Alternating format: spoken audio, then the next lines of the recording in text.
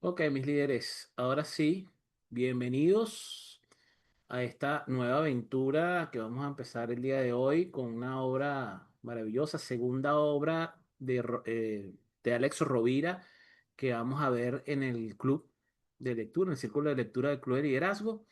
En esta oportunidad estamos leyendo La Brújula Interior, que lleva como subtítulo Conocimiento y éxito duradero. Este libro está escrito en forma de cartas, cartas que escribe el autor en sus últimas, digamos, en su última etapa como empleado dentro de una organización, es decir, bajo relación de dependencia. Entonces hay una serie de cartas de procesos de insight que él ha ido descubriendo, haciendo una introspección de lo que está ocurriendo en su vida, cómo su vida ha ido estado transcurriendo, lo que él considera que han sido aciertos y desaciertos en su vida, y entonces lo expresa de esta manera. Estas cartas inicialmente no eran unas cartas para ser publicadas y tampoco eran cartas como para ser escritas o para ser entregadas al destinatario, sino más bien como un ejercicio, vamos a llamarlo terapéutico, que hizo el autor. Y así que el día de hoy vamos a comenzar comentando sobre las cinco primeras cartas. Cada una de estas cartas son cortas, pero sí cargadas de bastante aprendizaje. ¿Ok? Entonces vamos a dar inicio acá con esta primera carta. Carta número uno, la frase perversa o que denota una frase perversa. Hay que ganarse la vida. Y yo creo que no voy a generalizar, pero por lo menos el 80% de los abuelos le escuchamos por lo menos en una oportunidad diciendo esa frase. Hay que ganarse la vida, hay que trabajar duro y cosas por el estilo. La pregunta que yo me hice al leer esta carta es, ¿qué mal hicimos para creernos esta frase? Porque ciertamente le consulté a más de una persona sobre si habían escuchado o de alguna manera han utilizado esa frase, y el 90% me dijo, sí, claro, o sea, la uso yo regularmente. Es bastante simple. La mayoría de las personas infelices creen esta frase, que esta frase es cierta. Por el contrario, la mayoría de las personas que se dicen ser felices, más bien se identifican con la frase hay que disfrutar la vida. Y entre ganarse y disfrutarse la vida, yo creo que hay una enorme separación ideológica, o por lo menos a nivel de creencias. En la carta, la crítica que hace la frase de hay que ganarse la vida, Rovira la señala que esta frase es tan común y aceptada socialmente y que encierra una premisa bastante perversa, ¿ok? De que la vida está perdida desde que nacemos y que debemos esforzarnos para ir recuperándola o tratar de merecer un poco mejor o algo mejor en la vida, ¿ok? Otra idea que observo en esta carta es que la infelicidad pareciera estar generalizada. El autor acá describe cómo al preguntar a su alrededor, las respuestas reflejan resignación, lucha, falta de dirección y aceptación tácita de un estado de malestar como algo que es normal. De hecho, ahorita usted conversa con las personas y le pregunta si alguien se siente mal, y quizás la opinión generalizada va a ser que efectivamente se sienten mal, algo les duele. Si no tienen problemas financieros, cosa que es difícil que no las tengan, algo les duele, algún problema que les quita el sueño tienen. Entonces, las conversaciones del día a día ya no son tantos conversaciones para ponernos al día y ver qué cosas maravillosas están pasando en la vida de cada uno, sino más bien son conversaciones para hacer una comparación sobre las tragedias que estamos viviendo cada uno de nosotros, ¿ok?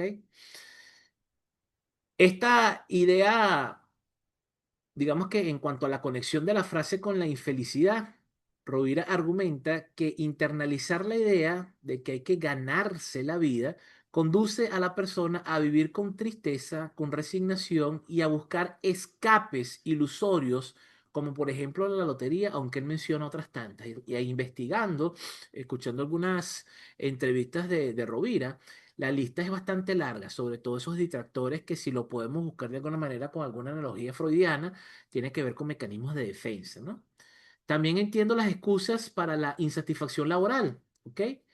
Se mencionan las típicas justificaciones para permanecer en trabajos que no gratifican, como por ejemplo que tengo que pagar una hipoteca, que tengo una familia que mantener, que si los compromisos profesionales. Estas excusas perpetúan el ciclo de ganarse la vida en lugar de vivirla plenamente. Y por supuesto que hay conceptos que hay que sacarlos con pinza, ¿no? Porque ciertamente si ponemos en contraste estas excusas con un tema fundamental de responsabilidad, obviamente si usted es padre de tres niños pequeños, aunque su trabajo no le guste, pero por lo menos le da cierta estabilidad económica, usted no puede ir a ver, es que mi sueño es ser surfista, entonces yo quiero ser surfista profesional y voy a abandonar todo para cumplir mi sueño. Entonces aquí yo creo que la clave sería el empezar a construir, que es una invitación que siempre hago a las personas cuando entran a procesos de coaching y que quieren de alguna manera hacer un cambio radical en su vida. Lo pasamos por el filtro de la ecología del resultado. No importa lo bueno que parezca una decisión que usted va a tomar, no importa lo maravilloso que parezca el cambio que usted quiera hacer en su vida, tenemos que hacer ese chequeo ecológico. Porque muchas veces las cosas pueden parecer que son maravillosas o que de verdad ese cambio va a ser muy importante en mi vida, pero también tengo que ver cuál es la ganancia secundaria, de alguna manera, del estado o del status quo que yo estoy viviendo. Porque créanlo o no, mis líderes, cuando ustedes hacen un cambio positivo en su vida, lo que ustedes están intercambiando, es decir, esa cosa negativa que usted está dejando, si lo tuvo por mucho tiempo es porque tenía alguna ganancia. Entonces no podemos hacernos de la vista gorda y decir, bueno, es que dejé de fumar porque el cigarrillo es malo. Por supuesto que el cigarrillo es malo, pero la pregunta acá es, número uno, ¿por qué tomé el hábito del cigarrillo? Y la segunda es, ¿por qué lo mantuve? Porque el olor, el manchado de los dientes, lo desagradable de la carraspera, son factores en contra que la gente lo tiene consciente. Entonces, si tú haces algo y de alguna manera te mantienes en ese algo que estás practicando, en esa conducta, es porque esa conducta está generando algún beneficio. Y por supuesto, la mayoría de las veces los beneficios no son tan obvios. Porque si usted le dice a una persona, deja de fumar, la persona conscientemente te va a decir, sí, yo tengo que dejar de fumar porque fumar es malo. Pero a lo mejor cuando usted indaga sobre qué es lo que hace el cigarro en la persona y por qué lo mantiene, probablemente consigamos respuestas como por ejemplo de que tengo demasiado estrés en mi vida, tengo demasiados problemas y cada vez que me fumo un cigarro me relajo, me siento mejor.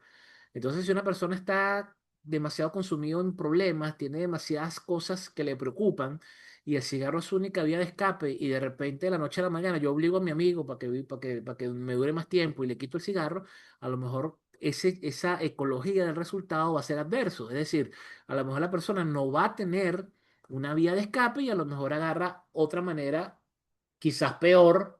Y digo peor, no porque el cigarro no sea malo, sino peor porque puede ser que agarre una cosa que lo destruya más rápido.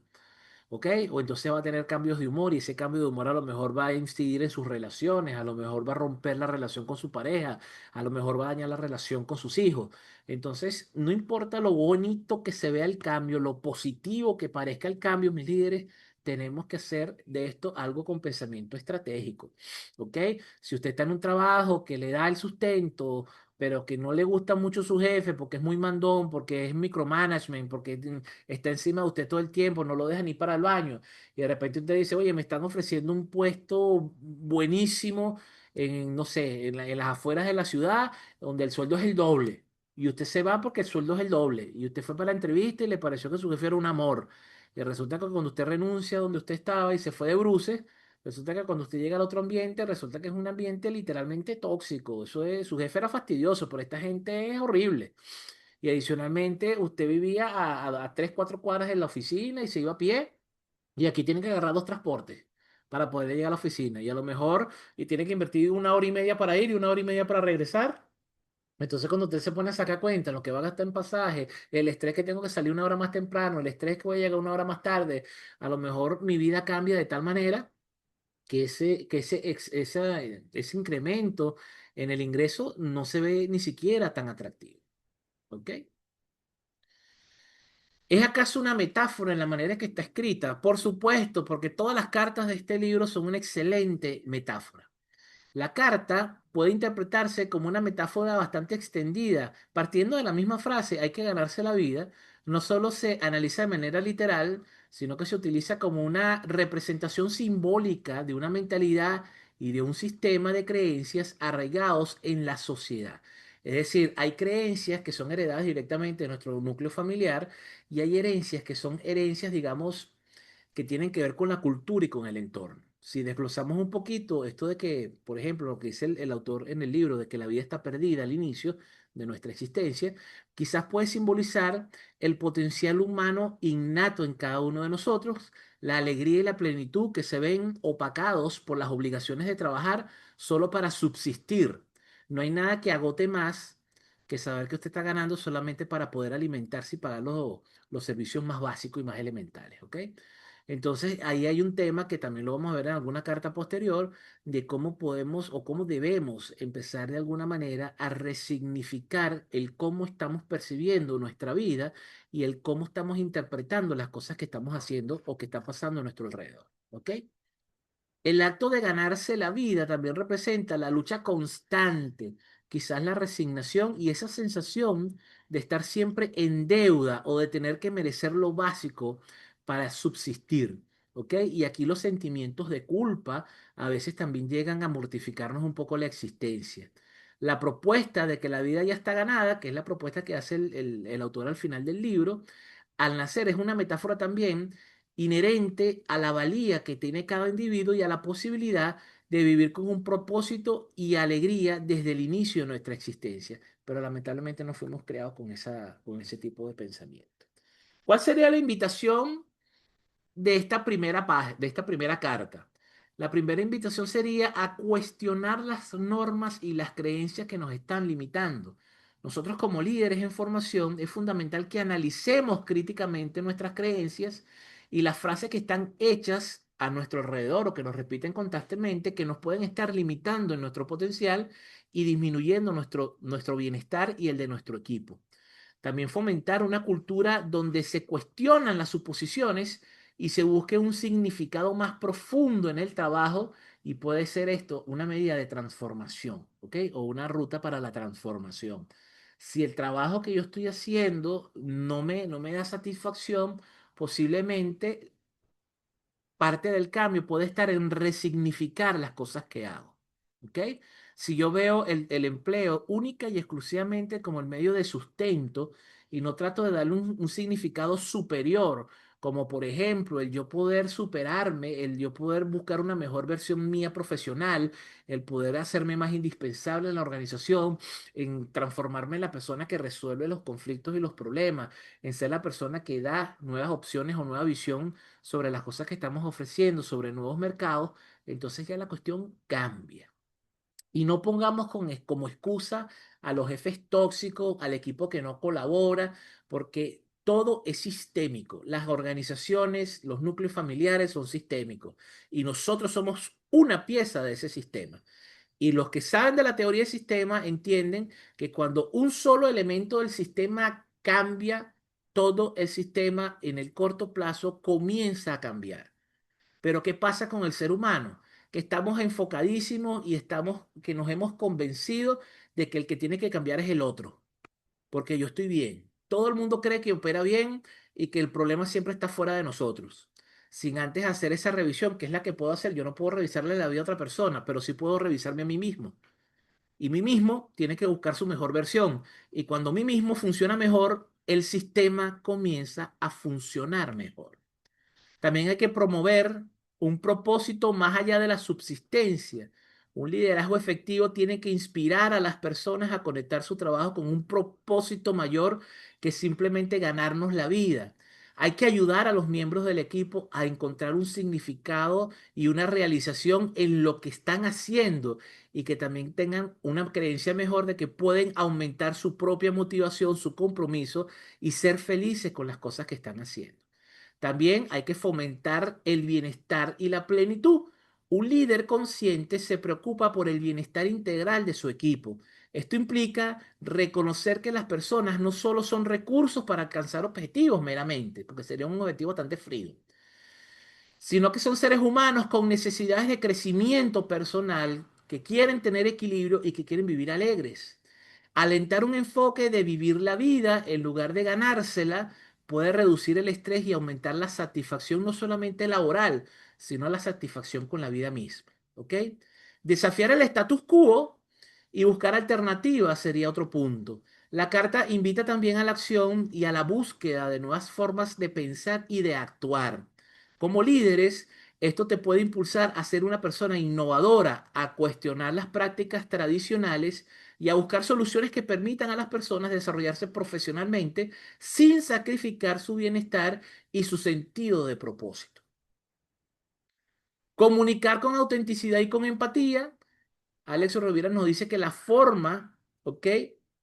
O nos dice la forma en que escribe las cartas con mucha honestidad y preocupación, una preocupación bastante genuina, es un ejemplo de comunicación efectiva en el liderazgo. Transmitir tus ideas con claridad, con empatía y con un interés genuino por el bienestar de tu equipo puede generar una confianza que va a fortalecer muchísimo las relaciones. Esta mañana con mi equipo tuve un trabajo de formación y precisamente estamos haciendo una formación de trabajo en equipo bajo un enfoque personal de los otros piensa y de alguna manera sustentado por teorías de John Maxwell sobre las cualidades esenciales que necesita un jugador de equipo. Y justamente hoy una de las cualidades que discutimos fue precisamente la comunicación y cómo la comunicación se ve desde un enfoque de liderazgo totalmente distinto a cómo se puede ver la comunicación en otros ámbitos, ¿ok? Y la importancia de tener una comunicación con enfoque en liderazgo. Entramos a la segunda carta. Vivir cuesta muy poco, pero aprendimos a inflar el costo, obviamente, gracias a las creencias, ¿ok? Es decir, vivir pareciera que fuera bastante sencillo, pero no sé por qué nosotros los seres humanos nos encanta de alguna manera complicar el asunto. La carta habla de la falta de respuesta y la preocupación intensificada. La carta comienza con la inquietud del autor por la ausencia de respuestas a su misiva anterior, es decir, como no consigue respuesta de la carta anterior, decide escribir esta segunda carta, lo que subraya la urgencia y la importancia del tema que el autor está tratando. También muestra datos alarmantes sobre la salud mental. Aquí Rovira presenta unas cuantas estadísticas impactantes de la OMS sobre la depresión como principal causa de discapacidad y su creciente prevalencia a nivel mundial. También menciona, de alguna manera, el aumento de las urgencias psiquiátricas y cómo ahorita el tema de la salud mental está tan en boga, está muy de moda en las redes sociales. Lo peligroso aquí es que hay mucha gente que no tiene ni idea, pero aún así da consejos sobre salud mental. Otro punto es la paradoja del desarrollo. Aquí se destaca una contradicción tragicómica. El desarrollo y el progreso parecen estar ligados al aumento de la depresión, la soledad y la angustia, derivada de la presión social. La conclusión es directa. Estamos desarrollando un problema. Y aquí el desarrollo, que debería ser para darnos más herramientas, para incrementar nuestro bienestar, pareciera que se está transformando en un monstruo. Esta continua lucha que se ve en las redes sociales por mostrar vidas perfectas hace que la persona constantemente viva en una comparación. Me comparo con personas que conozco que muchas veces el engaño es un poco estúpido, porque a veces vemos personas que muestran su vida perfecta en redes sociales y son personas que conocemos cercanas. Y son personas que sabemos que no están viviendo esa vida perfecta y sabemos que todo lo que dicen es mentira, pero aún así nos comparamos. Aún así decimos, oye, qué sabroso como vive la vida fulanito de tal y fulanito de tal resulta que lo conozco porque a lo mejor es un vecino o porque a lo mejor es un compañero de un trabajo anterior o es un amigo cercano con el que pasó mucho tiempo.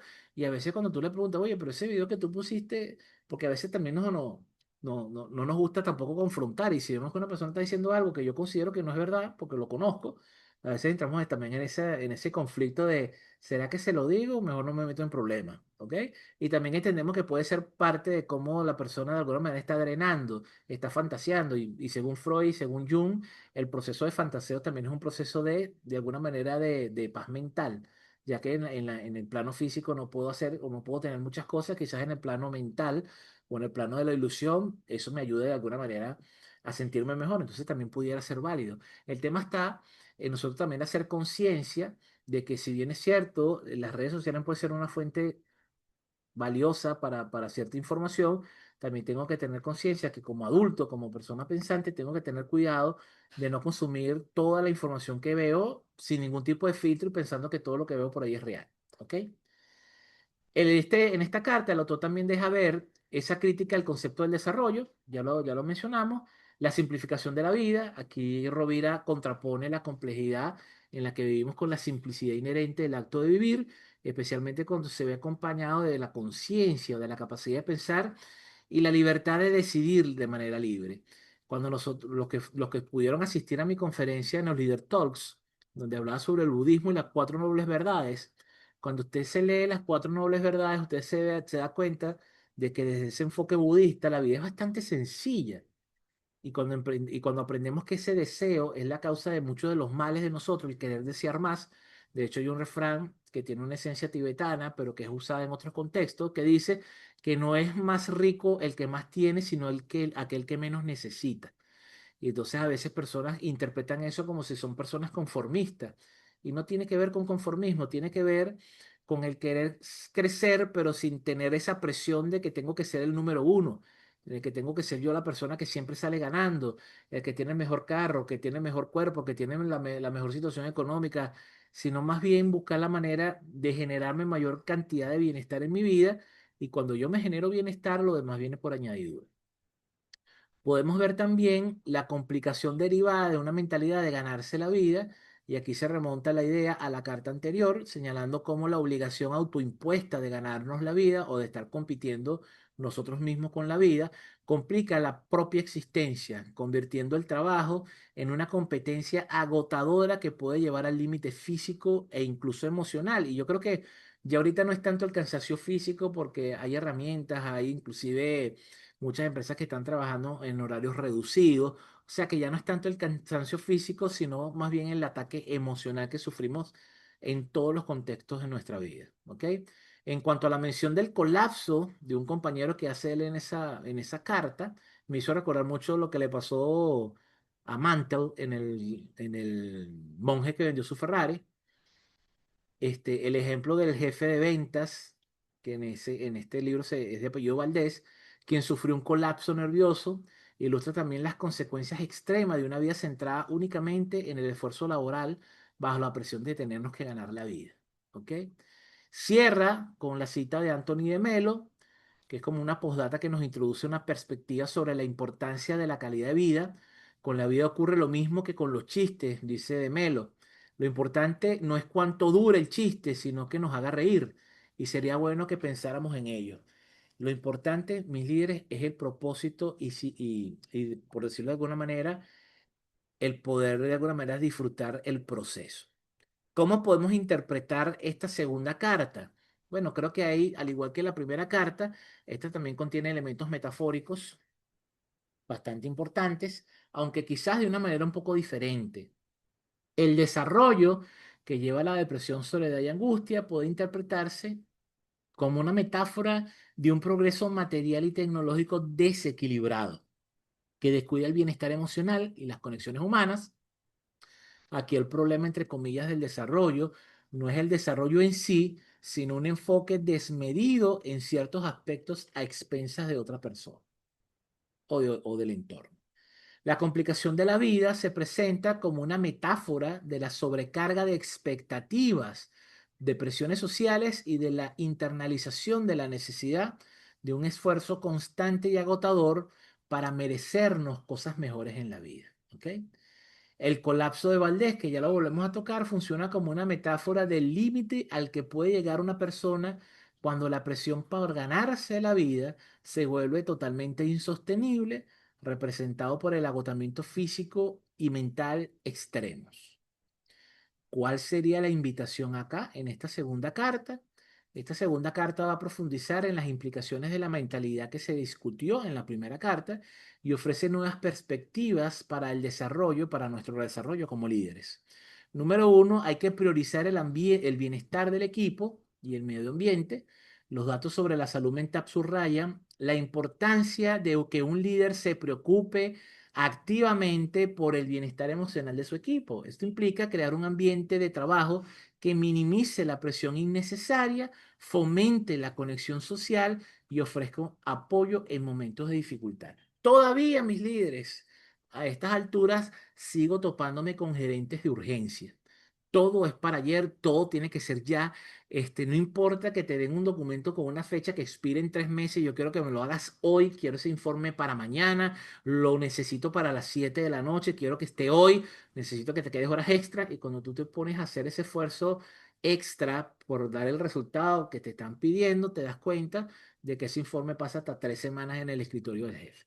Y tú cuando le preguntas 2 o 3 veces al jefe, mira, ya revisaste el informe, ya tienes algún cambio que hacer, se molestan y te dicen que están muy ocupados.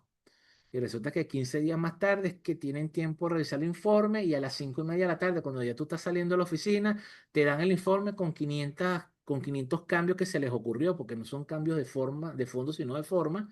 Entonces te dice que necesita que esos cambios los hagas de una vez, porque necesita el informe en ese momento. Entonces, esa cultura de la urgencia ha ido disminuyendo, pero ha ido disminuyendo demasiado lento para mi gusto. Considero que esa cultura de la urgencia hay que erradicarla como se erradica un tumor, de una vez, y comenzar a trabajar más con una matriz tipo la matriz de Eisenhower, donde nos enfoquemos en las cosas que son realmente importantes, pero que no son urgentes. La urgencia no es otra cosa que la mala distribución de las prioridades. Segundo, hay que cuestionarnos la definición de éxito y la definición de productividad. Si el desarrollo, tal como lo entendemos, contribuye a la infelicidad, un líder debe cuestionar si los indicadores tradicionales de éxito y de productividad están realmente sirviendo al bienestar de las personas a largo plazo. Buscar un equilibrio entre los resultados y la salud del equipo es crucial. Mis líderes, los objetivos son importantes, porque sin objetivos la empresa no puede desarrollarse. Si la empresa no se desarrolla, la empresa no se mantiene, y si la empresa no se mantiene, nos quedamos todos sin trabajo. Pero ciertamente las metas y los objetivos tienen que ser el resultado de un trabajo de bienestar colectivo de la organización. Ese crecimiento organizacional tiene que ser un crecimiento totalmente orgánico y que considere el factor humano como lo más importante. Créame que si yo como líder me ocupo del bienestar de mi gente, la gente se va a ocupar del bienestar de la organización. Ahora, si la empresa se centra únicamente en resultados, resultados, resultados, objetivos, objetivos, meta, meta, meta, meta, pues ¿qué vamos a conseguir? Que la persona sienta que realmente no es importante y crean y de alguna manera afianzan la idea de que nadie es indispensable. ¿Y para qué yo me voy a matar tanto por esta empresa si el día que quieran reducir costos, yo voy a ser el primero que voy a salir por la puerta? Que cuando yo necesite un día para pasar un día con mi familia o para ir para un acto del colegio de mis hijos, no me van a dar el permiso porque hay que entregar un informe. Entonces, cuando la empresa pone de lado mi bienestar, pues yo voy a buscar la manera de conseguir mi bienestar a mi manera y eso puede ser sacrificando los objetivos organizacionales. Entonces es una trampa cazabobo. Es como los líderes que les gusta que le tengan miedo, los gerentes que llegan y cuando llegan la gente hace silencio y no te gusta que la gente se pare para el baño, no te gusta que no te gusta ver a la gente tomando agua y entonces cuando ves que la persona se va para almorzar, entonces en ese momento lo llamas para una reunión de 2 horas, sabiendo que la persona tiene que ir a comer. Entonces ese tipo de cosas que usan como estrategia para amargarle la vida a las personas, lo que hace es tener un ambiente bastante desagradable, que la gente no te va a ser productiva y créeme que por cualquier tontería, ni siquiera yo conozco muchas personas que vienen de un ambiente tan tóxico que son capaces de irse por menos dinero aun y cuando el dinero ya que cobran aquí es justo, es lo mínimo que necesitan, prefieren ganar menos y tener la preocupación de cómo completo la quincena a tener que seguir viéndole la cara a las personas. De hecho, hay un estudio de los años 2000, 2005, que también lo menciona John Maxwell en uno de sus libros. De hecho, Maxwell tiene en uno de sus libros tiene un capítulo llamado o que menciona que las personas no renuncian a las empresas, renuncian a los jefes. La gente no se va de una empresa porque no le gusta la empresa. La gente se va de las organizaciones porque no aguantan más con las personas con las que trabajan. Entonces, la cuestión no es renunciar a la empresa, la cuestión es que te están renunciando a ti, no te quieren ver. Tercero, fomenta la simplicidad y la conciencia. Hay que ayudar a nuestro equipo a enfocarse en lo que es realmente esencial y a vivir con mayor conciencia también puede producir la sensación de agobio y aumentar la satisfacción, ¿ok? De reducir, mejor dicho. Promover prácticas que fomenten la atención plena y la gestión del estrés pueden ser, y de hecho son bastante beneficiosas para mejorar el ambiente. Crear una cultura de apoyo y de conexión, porque la soledad y la falta de conexión social son identificadas como factores contribuyentes a la depresión. Un líder puede contrarrestar esto fomentando un ambiente de trabajo colaborativo, donde se valoren las relaciones interpersonales y donde los miembros del equipo se sientan apoyados y comprendidos. La quinta sería estar atento a las señales de agotamiento. El ejemplo de Valdés sirve como una advertencia. Un líder debe estar atento a las señales de estrés y de agotamiento personal y de su equipo, ¿ok? Y tomar medidas preventivas para evitar situaciones límite. Esto puede incluir promover descansos adecuados, delegar tareas y fomentar un equilibrio entre la vida personal y la vida profesional. Tenemos que estar pendientes de nuestra gente. Y sexto, promover una perspectiva de la vida más allá del trabajo. La cinta de Anthony de Melo invita a reflexionar sobre la calidad de la vida. Un líder puede inspirar a su equipo a buscar la alegría y el significado en diferentes áreas de su vida, recordando que el trabajo es una parte importante de la vida, pero no es la totalidad de la vida y la asistencia. ¿Ok? De hecho, hay varios estudios, más de una docena de estudios he leído, de esos famosos estudios que le hacen entrevistas a personas ya entradas en edad, inclusive personas que están enfermos terminal, y le pregunta de qué cosas se arrepienten, y todavía no he visto el primer informe que diga que alguien haya dicho que lamenta no haber pasado más tiempo en la oficina. La gente de alguna manera se arrepiente de no pasar más tiempo con sus seres queridos, las personas se arrepienten de no haberse arriesgado más. Inclusive la gente se arrepiente de no haber terminado relaciones a tiempo. No solamente relaciones amorosas, sino también relaciones personales, amistades y relaciones laborales. En conclusión, en esta carta número 2, el autor amplía la reflexión iniciada en la primera, presentando datos concretos sobre el impacto negativo de cierto tipo de desarrollo o de crecimiento en la salud mental de las personas. Para un líder, esta carta es un llamado de acción para priorizar el bienestar de su equipo, cuestionar las normas que están establecidas y que no fomentan una cultura de colaboración, bienestar y crecimiento, y fomentar una cultura de trabajo más humana, que es la única que es sostenible en el tiempo. Preguntas como para reflexionar en esta segunda carta. ¿Qué otra reflexión pudiésemos sacar de esta segunda carta? Y si hay algún otro punto que esta carta muestra y que quizás no está analizada en este pequeño resumen. Vamos a la tercera carta, que habla sobre la gran paradoja. El eficaz profesional que anhela dirigir eficazmente su vida. Puntos importantes de esta tercera carta: la persistencia del autor y la preocupación por la falta de respuesta de las cartas anteriores. A pesar del silencio del jefe, Alex continúa su correspondencia, lo que subraya la importancia que le otorga a sus reflexiones y a la urgencia de encontrar soluciones. Y aquí acuérdense que esto es metafórico, no es que le esté esperando que el jefe le responda las cartas, sino que es como esperar una respuesta de un ente externo cuando las respuestas las ha ido consiguiendo él internamente en cada una de las cartas que va escribiendo. Es como escribir la carta, entregarla y que no te den respuesta a esa carta. Entonces tú lo que haces es el acto reflexivo de cuál sería la respuesta que más me conviene a mí o que más me favorezca para mi bienestar, y seguir el proceso de introspección. Habla también de la paradoja del profesional eficaz en el trabajo, pero ineficaz en su vida privada, y eso es terrible y es bastante común.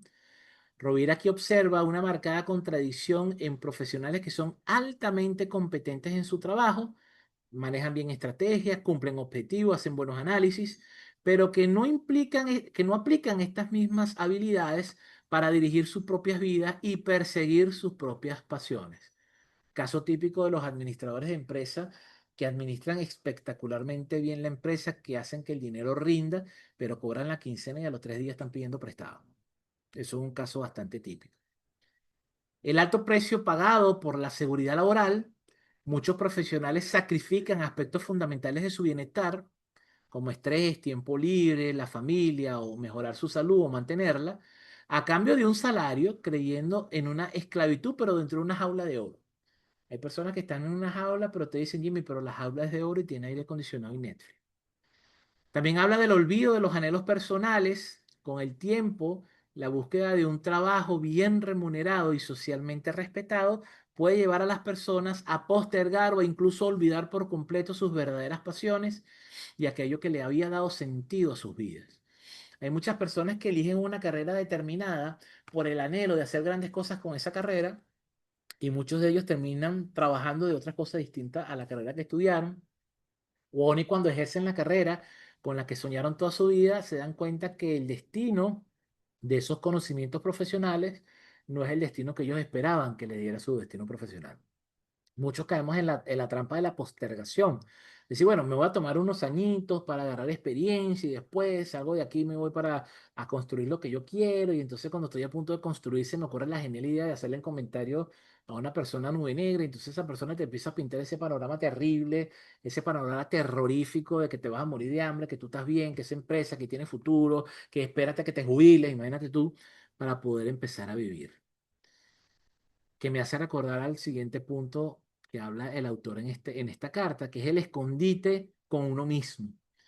Se describe como una especie de pacto interno en el que se prioriza ganar dinero ahora para hacer lo que realmente quiero después, que es la trampa más común que hacemos los profesionales y que se vuelve más dolorosa con el tiempo, porque a medida que pasa el tiempo nos damos cuenta que el tiempo no se detiene y yo sigo en esa trampa. Es como hablaba Robert Kiyosaki en uno de sus libros, la carrera de la rata. Estás metido en una carrera de ratas y te alegras porque ganas, pero resulta que aun y cuando ganas, sigues siendo una rata. Ejemplo concreto de vocaciones sacrificadas. Aquí habla a través de una serie de frases reales. El autor ilustra cómo diversas personas han renunciado a sus verdaderas pasiones, como la medicina natural, algún emprendimiento, el amor a los animales, el arte, la pintura, incluso la psicología, en favor de opciones consideradas más seguras, entre comillas, o impuestas por nuestro entorno. La gran mayoría de los profesionales, cuando usted habla con ellos sinceramente, creo que el último estudio que leí hablaba alrededor de un 60% de personas que aun y cuando les va bien en su carrera profesional, aun y cuando la disfrutan de alguna manera, aun y cuando económicamente les es rentable la carrera profesional que eligieron, confiesan de que esa no fue su primera opción. Y cuando usted le pregunta a la persona por cuál era su primera opción, se dan cuenta que es algo que primero no tiene nada que ver con lo que están haciendo ahorita y segundo que son cosas que están más relacionados o que tienen más conexión con ellos mismos. Es decir, con algo que en verdad los iba a satisfacer emocionalmente. El llamado a la autenticidad y al encuentro de ese verdadero yo, aquí Rovira clama por dejar de lado las falsas seguridades y el masoquismo de una vida sin sentido, invitando a conectar las capacidades y pasiones con el quehacer diario. Aquí da evidencia de investigaciones y se presentan mínimo dos estudios que respaldan la idea de que establecer metas personales claras y perseguir los intereses genuinos se asocia con un mayor éxito económico, salud y de satisfacción vital. Fíjense algo que les voy a contar ahorita. Cuando a mí me contrata una empresa para procesos de coaching ejecutivo, generalmente mis procesos de coaching ejecutivos tienden a ser un poquito más largos que el proceso de coaching ejecutivo normal que ofrecen otros coaches. Porque cuando a mí me contratan para un proceso de coaching organizacional, generalmente es la organización la que pone cuál es el objetivo organizacional que va a trabajar el coachee. Entonces yo lo que hago es negociar con la empresa y digo, ok, tú quieres que fulanito de tal alcance esta, en el caso que sea de mejoramiento de crecimiento, tú quieres que él trabaje para desarrollar estas habilidades blandas o estas actividades técnicas. Y tienes un lapso de cuánto, 3 meses, ok, tú quieres que en 3 meses él desarrolle esto, chévere. Entonces yo negocio, ok, pero entonces dame por lo menos un mes más para que la persona trabaje algo personal, algo que lo conecte con su crecimiento y con su desarrollo, lo va a pagar la empresa, pero yo quiero que la persona trabaje primero algún plan o alguna meta personal y después nos ponemos a trabajar la meta organizacional que ustedes tienen planteado. Generalmente la empresa entiende la importancia de que la persona sienta que el apoyo no es meramente porque yo necesito un resultado de ti, y entonces yo necesito que tú mejores, pero yo creo que tú mejores para que me des mejores resultados a mí. Es más bien una invitación a decirle a la empresa, mira, ofrécele a la persona la oportunidad de que crezca de manera completa, de manera holística, de manera, digamos, total, no solamente en algún punto específico que tú necesites para que dé un resultado mejor, sino también entender que cuando la persona mejora como persona, la persona mejora como profesional. Muchísimas veces las personas que mejoran como profesional no necesariamente mejoran como persona. Y de hecho, hay demasiada formación o capacitación empresarial de alto nivel que te transforma en un mejor profesional, pero tiene un efecto inverso en tu área personal. ¿Por qué? Porque a lo mejor te hace una persona mucho más competitiva profesionalmente y trasladas esa competencia a tu núcleo familiar, por ejemplo, lo he visto. O desarrollas mejores capacidades de negociación, profesionalmente hablando, y las trasladas a tu casa, donde hay personas que no tienen las mismas herramientas de negociación que tú, y, y casualmente empiezas a ganar mejores discusiones, empiezas a obtener más beneficios de tu núcleo familiar, hacer cosas que más quieres, que tú quieres, pero que a lo mejor tu núcleo, tu familia no quiere. Entonces, esa mejora profesional, lejos de hacerte una mejor persona, empieza a retroceder como ser humano. Entonces, aquí lo indispensable es crecer primero como persona antes de crecer como profesional.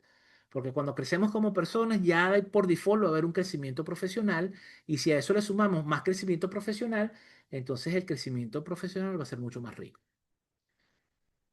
En esta carta también el autor habla sobre la crítica o critica más bien la falta de discusión sobre este tipo de temas. Aquí el autor va a cuestionar por qué estas reflexiones no son abordadas en el ámbito como la universidad y por qué persisten los medios que impiden la autenticidad. Tenemos décadas criticando la manera en que se sigue enseñando en las universidades y ahorita con el tema de la inteligencia artificial y con otros temas de desarrollo, yo creo que la universidad tradicional está en crisis. ¿Ok? Porque ya las personas están consiguiendo prácticamente de manera gratuita información y capacitación de muchísima más calidad que muchas universidades.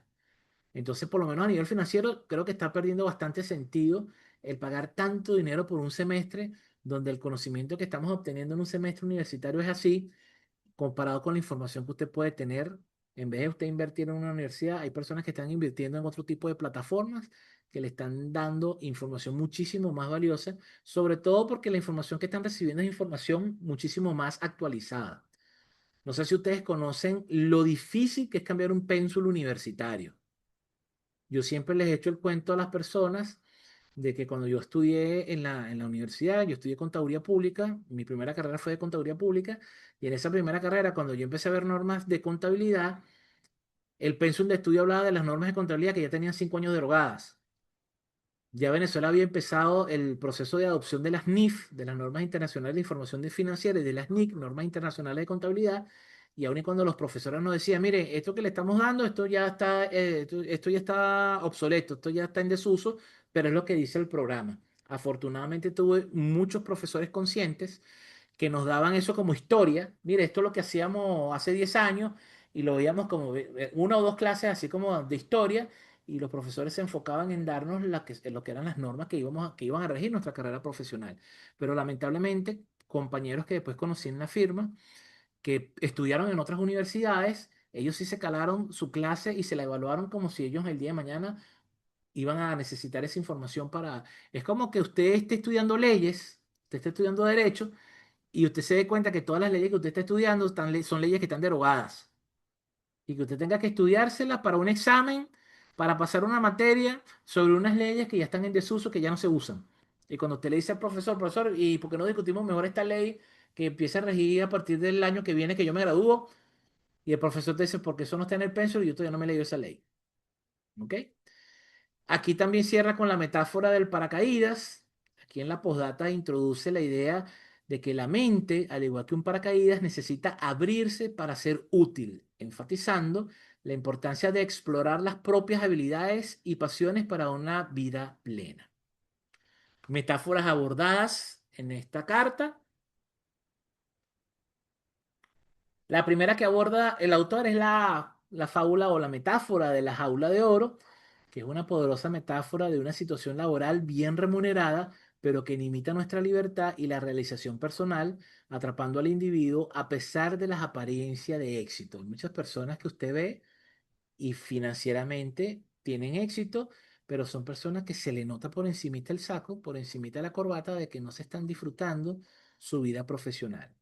Habla también del escondite de uno mismo o el esconderse de uno mismo, que representa la evasión de los propios deseos y pasiones, la postergación indefinida de lo que realmente importa por priorizar la seguridad material. También está una metáfora de la vida allá afuera, señalando como una ventana que simboliza las oportunidades y las pasiones que se perciben como lejanas e inalcanzables debido al miedo y al riesgo de perder la comodidad, entre comillas, que tenemos en esa falsa zona de confort. Y la mente como un paracaídas, la mencioné en la lámina anterior, que es una metáfora que ilustra la necesidad de apertura y exploración para que el potencial interno que tenemos ahí, tú sabes, que lo tenemos ahí solamente como potencial, lo podamos desarrollar y que nos sea muchísimo más útil para nuestra vida. ¿Cuál sería la invitación en esta carta? Número uno, fomentar la conexión entre el trabajo y la pasión. Un líder puede esforzarse por comprender las motivaciones y las pasiones de su equipo, buscando maneras de alinear las tareas y responsabilidades con los intereses individuales, y esto puede transformar el trabajo en una creación y aumentar el compromiso con las personas. Hoy también en la formación con mi equipo hablamos un poco sobre el compromiso y cómo para poder comprometernos con algo, ese algo tiene que valer la pena el compromiso. Y hacíamos esa analogía, ¿no? De que cuando alguien nos exige compromiso, lo primero que nos tenemos que preguntar es, ¿eso que tú me estás ofreciendo de verdad causa compromiso o genera compromiso? Segundo, promover el desarrollo personal y la exploración de los talentos. Aquí hay que animar a los miembros del equipo a identificar y desarrollar los talentos únicos, incluso aquellos que no están directamente relacionados con su rol actual. Pueden enriquecer nuestras vidas y a largo plazo van a beneficiar a la organización. Tercero, vamos a desafiar la noción de seguridad a expensas de la realización. Un líder puede generar conversaciones sobre los costos ocultos de una seguridad laboral que sacrifica la pasión y el bienestar, alentando a las personas a considerar caminos que integren ambos aspectos. No que renuncien y se vayan de locos a hacer un emprendimiento sin tener idea, sino que tenemos que buscar la manera de integrar lo que tengo que hacer con lo que quiero hacer. Y siempre recuerdo en estos puntos a Karen Horney con la tiranía del debería. Nosotros tenemos tantos deberes, tantas cosas que sentimos que tenemos la obligación de hacer y es muy poco lo que realmente conscientemente queremos hacer. Y es aquí cuando necesitamos hacer un equilibrio, que eso es parte de la vida adulta y de la madurez, de saber que tampoco la vida es anarquía.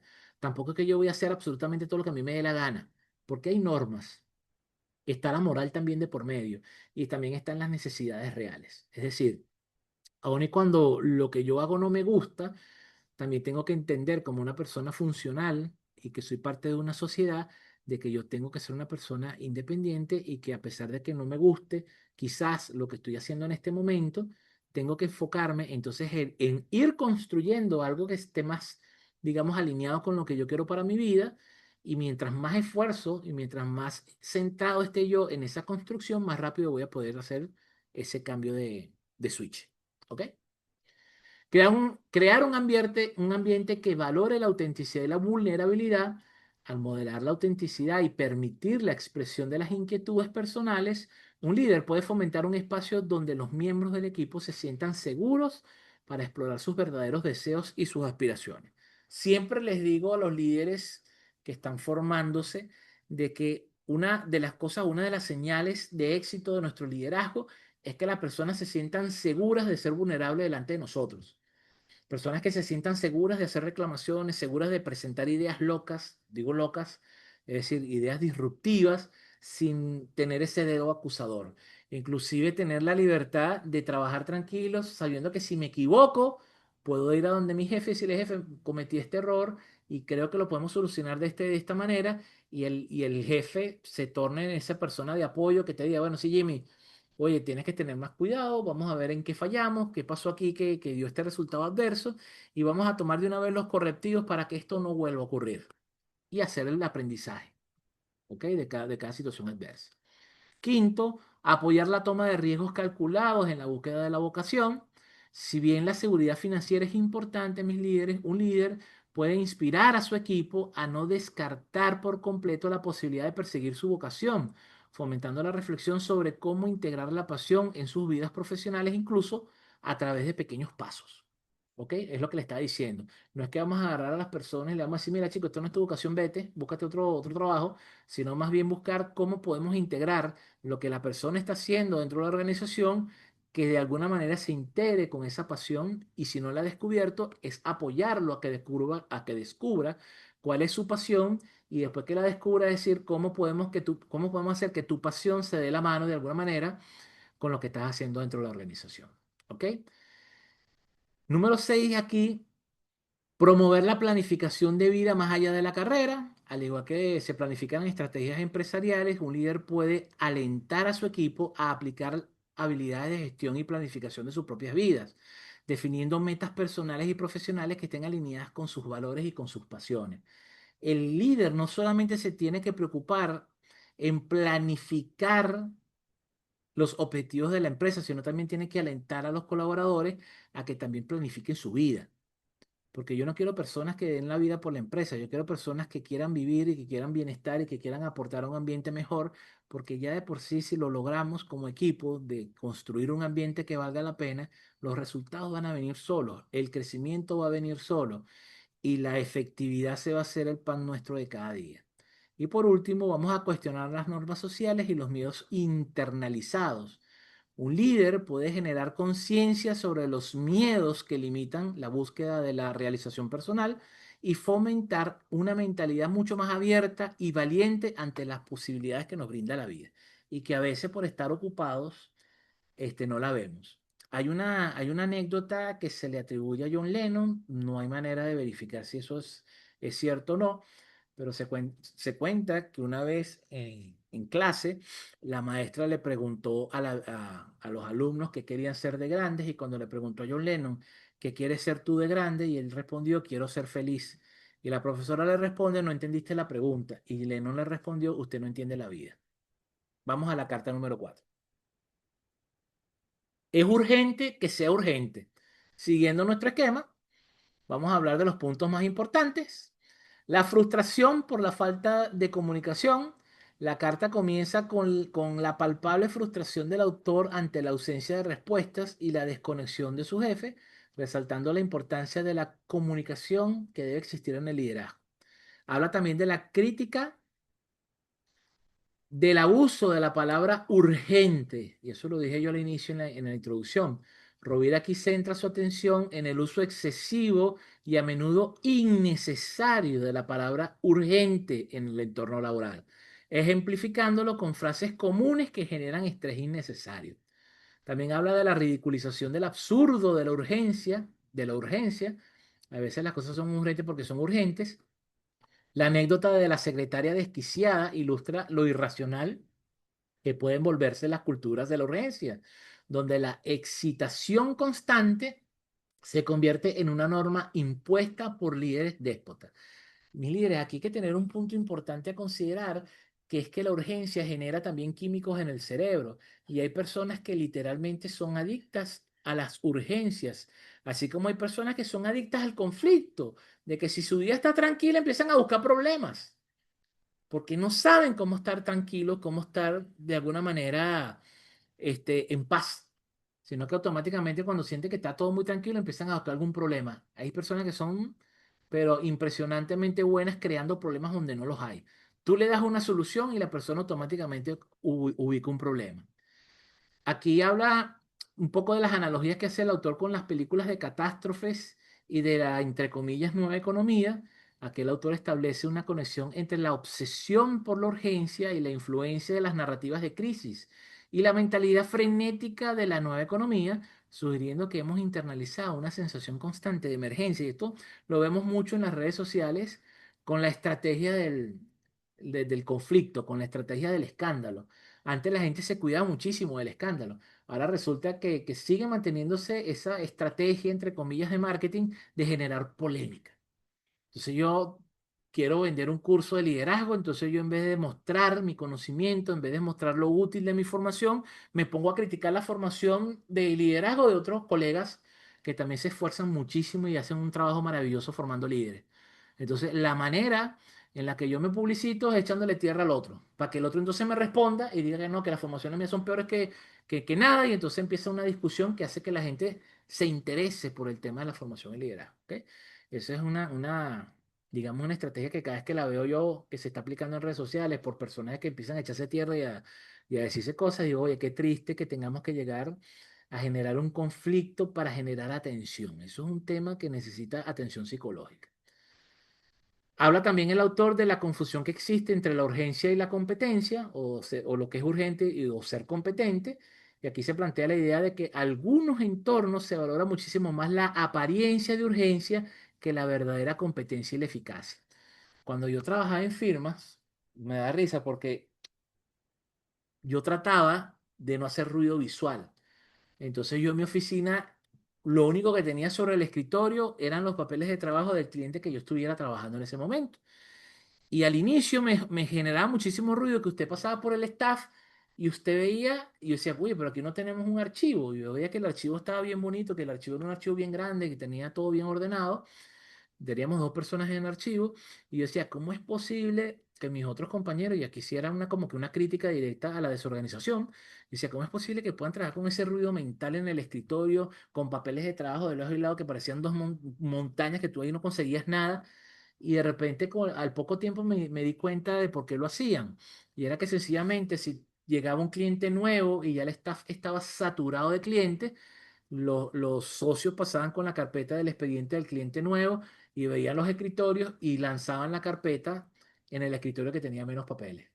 Y se me presentaba a mí una paradoja que yo llegué en algún punto en la firma a tener la cartera más grande y más delicada de la firma y me seguían llegando clientes. Yo decía, pero ¿por qué me eligen a mí? Ok, puede ser un tema de competencia, pero porque si soy el gerente que tiene más trabajo, ¿por qué me sigue llegando trabajo? Hasta que alguien se acercó y me dijo, Jimmy, porque mira cómo está tu escritorio, mira cómo está el escritorio de los demás. Literalmente en mi escritorio no cabía un papel más, entonces socio que me quiera dar un cliente ve que no me cabe un papel más y va al escritorio donde quepa la carpeta. Y si tu escritorio siempre está vacío, siempre está limpio, siempre está impecable, pues ahí van a caer todas las carpetas. Entonces me tuve que meter en esa, digamos, en esa práctica que no me gustaba de saber que no puedo tener tanto espacio disponible visualmente en mi escritorio porque eso, la señal que le llegaba a los socios es que yo no tenía casi trabajo. ¿Ok?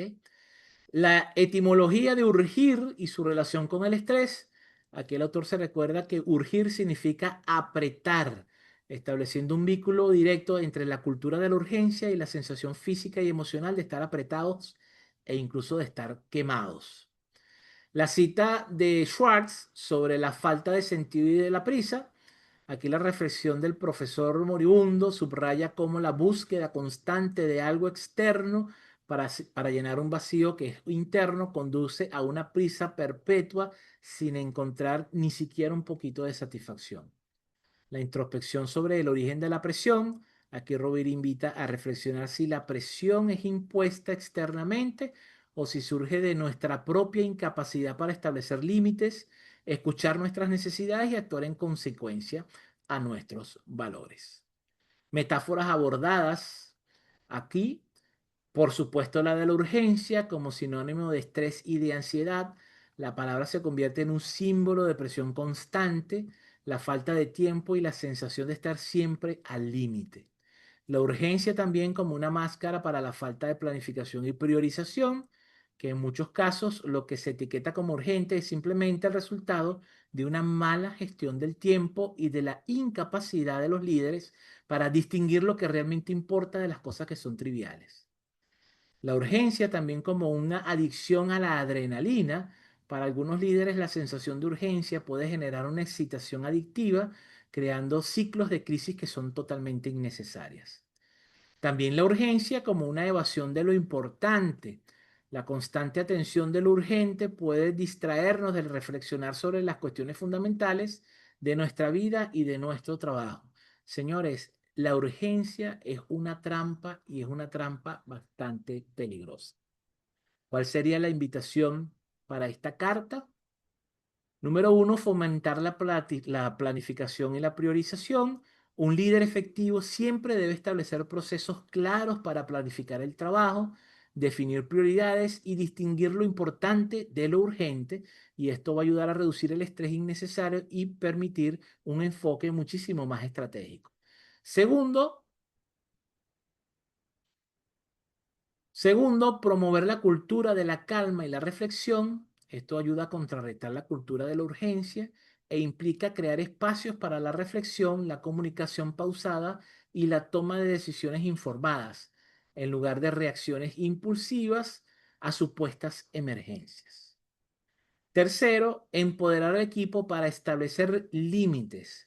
Un líder debe alentar a su equipo a comunicar sus límites y a gestionar su carga de trabajo de manera sostenible, evitando la sobrecarga y el agotamiento. Cuarto punto a considerar, modelar la calma y la gestión en un tiempo efectivo. El líder debe ser un ejemplo de cómo trabajar de manera eficiente sin caer en la trampa de la urgencia constante. Esto implica aprender a delegar, aprender a priorizar y a comunicar de manera clara cuáles son las expectativas y cuáles son los plazos reales que tenemos. Así como hay metas que muchos, a mí me da risa porque sigo consiguiéndome gente, gerentes, que cuando me enseñan cuáles son sus planes, cuáles son sus metas, yo veo las metas y sin conocer la organización, estoy hablando de clientes nuevos, y digo, pero esta meta es imposible. Me dice, sí, sí, Jimmy, yo le pongo una meta bastante retadora para motivarlos. Digo, pero es que si una persona tú sabes que te puede dar 100 digamos, de meta, y tú le pones una meta de 350 a mí, lejos de motivarme, un imposible, lo que hace es decir, bueno, como de todas maneras no voy a llegar a 350 ni porque deje de dormir, pues sencillamente no voy a tener la motivación de darte una cifra real. Entonces, aun y cuando la meta real es 100 y tú me pides 350, muy probablemente el que más se acerque a la meta te llegue a 75. Y entonces, ¿qué creen ustedes que hacen los genios? Cuando ve que llegan a 75, dice, bueno, como que la motivación no fue suficiente, entonces para el próximo mes la meta va a ser 400. Y hay que ser bien idiota para ver que una persona llega apenas a 75 y en vez de ajustar la meta a una meta mucho más real, vengo y le meto una meta 3 veces más irreal. Y entonces, ¿qué va a pasar? Que ya no van a llegar a 75, sino que la gente va a llegar a 70. Y mientras más inflada sea la meta y mientras más gritos le pegamos a la gente para que la gente sea más productiva, peores van a ser los resultados. ¿Ok? Hay que cuestionar la necesidad real de la urgencia. Antes de etiquetar algo como urgente, un líder puede fomentar la reflexión sobre las consecuencias reales de no entender, de no entenderlo de manera inmediata y si existen alternativas mucho menos estresantes. El líder no puede ser un factor de estrés para el equipo. Más bien, nosotros tenemos que ser ese cable a tierra, ese catalizador que cuando yo esté cerca de mi equipo más bien se sienta tranquilo y confiado porque el líder está a mi lado y no empezar a sudar frío porque el líder llegó y está al lado mío. Son dos sensaciones totalmente distintas. Una es una sensación de seguridad y la otra es una sensación de agobio. Y nadie agobiado es productivo. ¿Ok? Hay que fomentar también la conciencia del presente. Aquí cita a Carl Gustav Jung sobre la vida no vivida, nos recuerda la importancia de estar presentes y conectados con nuestra experiencia. Un líder puede promover prácticas que fomenten la atención plena y que reduzcan la ansiedad hacia el futuro. Están ansiosos por el futuro, mis líderes, hace que perdamos por completo el presente. Y por último, abordar las causas subyacentes del estrés. Y si la urgencia esconde miedos o inseguridades, un líder puede crear un ambiente de apoyo y de confianza donde estos temas puedan ser abordados de manera constructiva y sin que se sienta que están siendo amenazados. Quinta y última carta. ¿Qué harías si no tuvieras miedo? Y esta es una pregunta que se usa mucho en terapia y también se usa muchísimo en coaching. ¿Ok? ¿Qué harías si no tuvieras miedo? Pero con el mismo enfoque. La sospecha del autor sobre el miedo del jefe, Ares aquí plantea la hipótesis de que la falta de respuestas de su jefe se debe al miedo de afrontar su propia infelicidad, sus inseguridades y sus verdaderos deseos. También habla sobre el reconocimiento de la universalidad del miedo ante el cambio y señala que el miedo es una reacción común ante las transiciones importantes en la vida y que es necesario de alguna manera enfrentarlo para poder lograr ese cambio. El miedo como el principal freno de las personas, y aquí Rovira afirma con convicción que el miedo es el mayor obstáculo que nos impide avanzar y que una gran cantidad de depresión tiene que ver con él o tiene su origen en él, en el miedo. ¿Ok? La autoimposición del freno, aquí el autor subraya que aunque solemos culpar a otros, somos nosotros mismos quienes nos ponemos los límites a través del miedo y de fomentar constantemente creencias que nos limitan. ¿Cuáles son las metáforas abordadas sobre el miedo en esta carta? El miedo se convierte quizás en la metáfora central de la carta, representado por la barrera invisible, que es el miedo. Aquí el miedo actúa como un muro que nos impide avanzar hacia nuestros deseos y nuestro potencial. También está la metáfora de la voz interior que nos limita, representa las creencias negativas y las inseguridades que nos susurran, que no somos capaces o que no merecemos algo mejor. La sombra paralizante, y esto simboliza la influencia oscura que nos inmoviliza y nos impide tomar acción. La prisión autoimpuesta, que es la que representa de alguna manera las limitaciones que nos creamos nosotros mismos, restringiendo nuestra libertad y nuestra posibilidad de crecer, o nuestra posibilidad de ser personas que generen muchísimo mejores resultados. Próximamente, mis líderes, vamos a hablar o vamos a ver sobre la carta 6 a la carta número 11. Eso va a ser dentro de 15 días. Y la próxima clase para los que están en la maestría de las habilidades de liderazgo, seguimos con los seminarios de trabajo sobre tipos de pensamiento. La próxima sesión del miércoles que viene, pensamiento enfocado versus el pensamiento creativo. Veo por aquí que hay algunos líderes de Molina. Les voy a dar acceso a esa sesión, a Nelly y a Rafael, porque tiene mucho que ver con el pensamiento estratégico que vimos en la formación de ustedes el año pasado, y esto sería como para, de alguna manera, hablar de otros tipos de pensamiento que no vimos en la formación. Pregunta, mis líderes, comentarios. ¿Se aceptan hasta chistes hoy?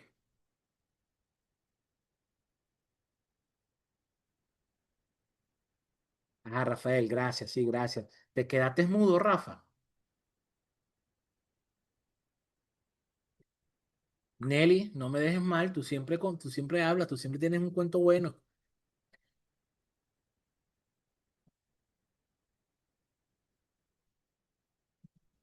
Ah, no se puede, tienen problemas con los micrófonos. Bueno, mis líderes, está bien. La semana que viene arreglan el micrófono, por favor, porque vamos a hablar sobre pensamiento enfocado y pensamiento creativo. Ya esta es, creo que ¿qué sesión vamos, Eli? Creo que es la sesión 27 del segundo nivel de maestría, nivel Senior Leader. Así que la semana que viene nos vemos en clase de maestría, mis líderes. Feliz noche. También vas a entrar la semana que viene, Daviana. Y Eli también. Tenemos clase de maestría la semana que viene. Feliz noche, mis líderes. Ah, bueno, ahí Rafael está diciendo algo. Jimmy, dígame.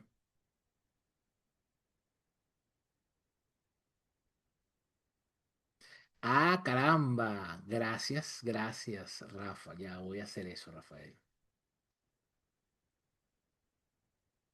Ah, es que tienen una inhabilitación de que no permiten abrir el micrófono. Ah, ya lo puedes abrir, Rafa. Nos tenías amordazado, Jimmy. Bueno, Yo también estoy así que haciéndose señales de humo y nada, no, hombre. malinterpreté a Nelly. Nelly puso no se puede. Yo pensé que no se podía porque tenía que el micrófono malo. Y es que estaba No, bloqueado. yo estoy pegada en mi teléfono. Nosotros No, no. tenemos algo que contar. Vamos a darle la palabra al señor Rafael hoy. A Ajá. ver qué nos Oh, cuenta Pero por hoy ahí. si hay chisme, espérate para buscar la cotufa. Porque wow, no, no, lo que quería decir es que, bueno, me pareció bastante denso, o sea, había muchísima información, toda valiosa, o sea, es difícil incluso hacer un resumen porque era bastante información, pero me queda así tatuado lo que dijo John Lennon, ¿no? Sobre, es que usted no entiende la vida, que le dijo a la profesora, ujú, la mató con esa respuesta, ¿no?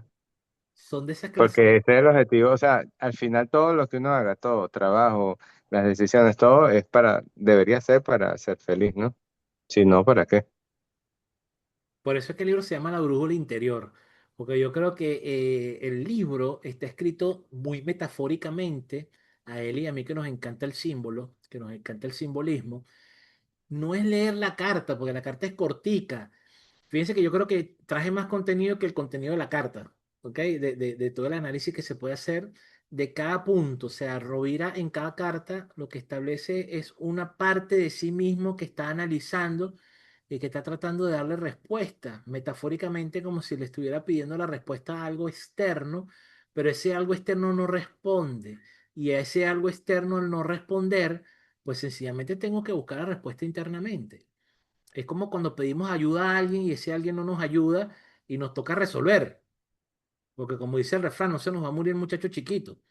Yo puedo necesitar ayuda y puedo ir en busca de la ayuda, pero si la ayuda no llega, yo no me puedo quedar parado. Es preferible equivocarnos por hacer algo que equivocarnos por omisión. Los errores de omisión son terribles. O sea, yo prefiero que se me queme la comida por estar cocinando a morirme de hambre por no cocinar.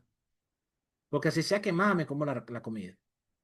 Entonces, a veces ese temor que nos han inculcado al fracaso, mis líderes, porque fíjense ustedes, nos han metido tanto miedo al fracaso que cuando usted le pregunta a la persona qué es lo opuesto al éxito, automáticamente te dicen que es fracaso. Y lo opuesto al éxito no es el fracaso, lo opuesto al éxito es la mediocridad. Porque cuando usted hace algo y usted fracasa, usted aprende, por lo menos de cómo no se hace. Pero si usted no se arriesga para no fracasar, usted se convierte en una persona mediocre. Y si hay algo que yo no soporto es la mediocridad. Mire que ahí sí no se da la mano conmigo. Yo no soporto a kilómetros a la gente mediocre y conformista. De hecho, lo único que yo no puedo tener en mi equipo son dos tipos de personas. Los mediocres y las personas con problemas de actitud. Porque una persona con problemas de actitud es un problema que tienen que resolver ellos y si en toda la historia de su vida no lo han resuelto, dificulta mucho que lo quieran vender resolver en 2 meses trabajando conmigo. Entonces, los problemas de actitud y los problemas de mediocridad son problemas tuyos, no te quiero en mi equipo, no te quiero en mi círculo. Y he hecho un trabajo de muchos años de sacar el más mínimo rastro de mediocridad cercano a mí y personas con problemas de actitud tampoco los soporto y no los veo. Y son personas que confronto y se lo digo en su cara. Oye, dime, ¿por qué no quieres trabajar conmigo? Porque eres un mediocre. Y hasta que no tengas un plan consistente y demuestres que no eres una persona mediocre y que estás trabajando para sacudirte ese cáncer llamado mediocridad, no te quiero cerca de mí. Porque si hay algo que contamina un equipo es un mediocre. Porque un mediocre no es, el mediocre no es simplemente mediocre de que no sirve para nada. Un mediocre viene contaminado con otras cosas. Y generalmente un mediocre dentro de un equipo de trabajo va a contaminar el equipo porque no solamente es mediocre, sino que quiere lucirse. Si hay una característica importante de un mediocre es que quiere destacarse. Y como soy mediocre y no me puedo destacar, entonces me voy a robar el talento de Rafael, me voy a robar el talento de Nelly, me voy a robar el talento de Daviane, me voy a robar el talento de Deli, y entonces me convierto o en un adulador o en una persona que es especialista en robarse los créditos de otros. Son personas que crean discordia, son personas que son una tranca en el equipo. O sea, no quiero que el equipo destaque porque si el equipo destaca se van a dar cuenta que yo no sirvo para nada. Entonces la mediocridad, señores, no acepten mediocridad en su vida, en ningún ámbito de su vida. No trabajen con personas mediocres, no se relacionen con personas mediocres, ¿ok? Ni porque es que ese es un amigo que toda la vida ha sido así, que el bicho es flojo, pero a mí me da cosa porque él es buena gente. No necesitan esa energía cerca de ustedes. Pues hay dos cositas que conmigo no van, la mediocridad y la actitud. Si usted tiene problemas actitudinales, vaya al psicólogo, trabájese, haga trabajo, pero no me venga a molestar la vida a mí. Que yo tengo toda mi vida trabajando en fortalecimiento de carácter y en control del ego, como para tener que yo llevar con lastres que no me corresponden. Ve, le salió sermón aquí gratis.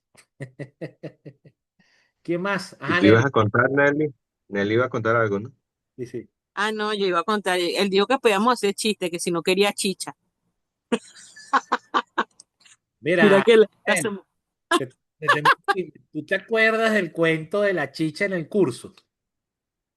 No sé no si me acuerdo de Carmen, que se la pasaba tomando chicha. no es posible que te tomes una chicha todos los días. En estos días está llegando yo por Ujú. ahí en Centro Plaza, una reunión en Centro Plaza Es y que la cara de Ricky, que me consigo a así, Nelly pero como y a que Carmen me con pro, es que un lo todo que de le falta era un bate en la cara, en un bate en el, así, que hacen ustedes comiendo chicha. Era la cara, era un poema. Pero Rafael era un todo que yo pensé que era que iban a hacer una chichada ahí en Molina. Y dije, oye, ya, Mentira, mentira, era ya, una chicha ya van normal. De para hecho, toda la teníamos 3 meses que no organización. No, tomábamos mijo. chicha. Ese pitillo, ese pitillo que parecía una aguja de extracción de petróleo. Perro. Ay, sí No, habla, sí, mentiroso. y Bueno, yo después a tengo dos Carmen cositas. le cayó malísimo, ¿te acuerdas? La chicha, y entonces yo no entiendo por qué me cayó mal. ¿Te acuerdas que decía? No, pero que ella se tomó como un perro de arroz chino, pero el grandote. Exacto, No, se está exacto. loca. Ese, Sí, bueno, entré tarde, Jimmy, pues estaba resolviendo un problemita aquí en la casa con mi sobrino, pero bueno, estaba escuchando, cuando entré estabas hablando justamente del tema de que a veces uno le dedica más tiempo al trabajo que a la familia y después te das golpes de pecho. Yo en estos días, bueno, he tenido conversaciones con mi hijo mayor, que bueno, cumplió 25. Y no sé, bueno, tuve que sentármela con él y hasta llegó un momento que tuve que discutir porque él quiere que yo salga temprano, que comparta con la familia, que no sé qué más. Entonces, yo llegó un momento que yo me molesté, pues yo decía, yo intento salir temprano a veces. De hecho, ahorita ya anteriormente yo salía a la oficina a las 8 o 9 de la noche. Ya por lo menos hoy, allá a las 5 el señor Rafael Nelly te está yendo temprano, porque verdad, yo también quiero descanso, pero hay veces que, bueno, el señor Rafael que conoce el trajín que tenemos en Molina, a veces se nos hace cuesta arriba, y yo le digo a él, pues, cónchale, no es que yo no quiera, entonces llegó un momento en la conversación que me sacó el tema de cuando estaban chiquitos, yo, bueno, lastimosamente lastimosamente mi situación, bueno, digo lastimosamente porque yo tuve que desde que ellos tenían 2 añitos y 8 meses, tuve que trabajar y estudiar y sacar a mis muchachos adelante yo sola, con la ayuda de mis padres que me los cuidaban, pues. Y bueno, todo tiene un sacrificio. Bueno, estudié mientras trabajaba y yo llegaba a las 11 12 de la noche a la casa y ellos estaban esperándome. Entonces, claro, uno a raíz del trabajo, de estudios, uno pierde esos momentos importantes este, con los hijos, pues. Que yo recuerdo que una vez en segundo grado mi chamo a Juanchito lo hizo un acto y yo no pude ir. Y le dije a mi hermana, no, llévalo tú. Y después mi hermana me llevó, me pasó los videos y yo pasé como 3 días llorando. Y yo dije, no, yo no vuelvo a perderme un acto de mi chamo más nunca en mi vida, si me esté muriendo de trabajo en la oficina. Entonces, de verdad que es como usted dice, pues que sí, hay que buscar tiempo, hay que hacer las cosas. Como el dicho que uno dice, bueno, que existe, que eh, a las personas hay que decirle cuánto la quieres hoy y no cuando ya no están, o dar todo en vida, o sea, de tratar de intentar de dar todo en vida y no después de que se mueren, entonces que, yo pude haber hecho esto, yo no hice esto, yo esto, entonces viven tristes por lo que no hicieron. Entonces, esa es una de las cosas que quería comentar. Y bueno, tenía otra cosa que me pasó con Jan ayer, pero quisiera que me comentara sobre esto. equilibrio. Aló, aló, aló. La palabra clave más difícil del mundo es la que dicen los estoicos. Es buscar la manera de conseguir un equilibrio Ujú, dinámico en nuestra vida. ujú, Que no es es sencillo. así. Y la única manera de poder nosotros buscar ese equilibrio, Nelly, es con el bendito Ujú. prioridades. Y para yo poder ¿Con tener el qué?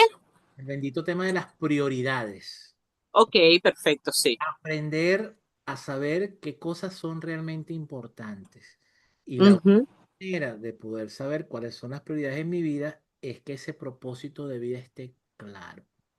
ujú, Cuando yo tengo difusas las prioridades y me Jimmy, es que de verdad no sé, tengo que hacer mil cosas y no sé por dónde empezar, es que no sé qué es más importante. Yo lo que veo es una lista de tareas y yo empiezo a hacer las cosas como si fuesen churros.